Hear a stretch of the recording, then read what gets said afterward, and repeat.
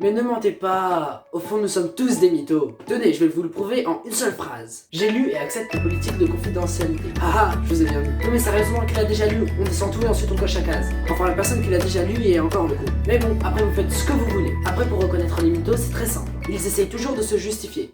Hey, salut. Salut.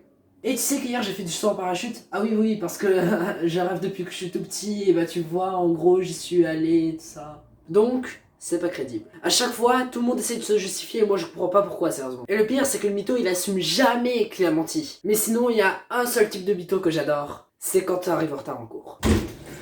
Bonjour, excusez-moi pour le retard. Autant qu'avant d'entrer, non?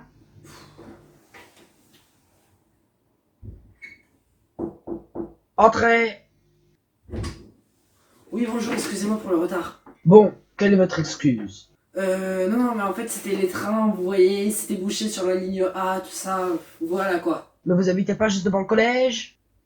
Ah, ok, bah, d'accord, bah, j'y vais, je rentre chez moi. Bah, puisque c'était juste devant, bah, au revoir.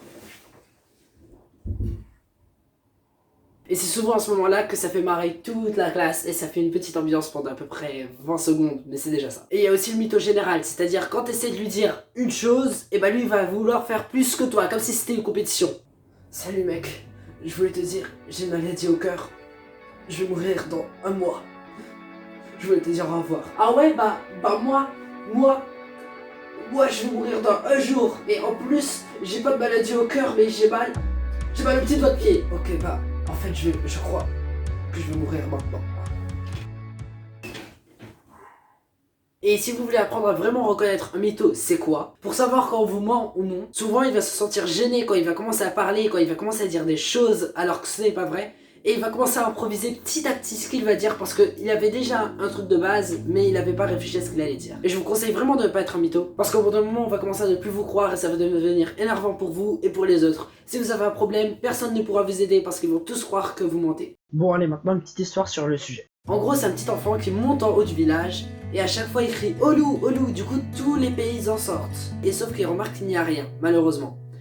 Et donc, le petit enfant recommence ça tout le temps, il fait cette farce tout le temps. Et au bout d'un moment, il monte, il voit un loup. Et là, il crie au loup, personne ne croit, personne ne sort et tout le monde se fait dévorer par le loup. Tout est bien qui finit bien. Non, c'est blague, mais vraiment sinon, ne mentez pas, ça va être très bien pour vous, comme pour tout le monde. N'essayez pas d'être supérieur en mentant, c'est pas bien. Et sinon, ciao!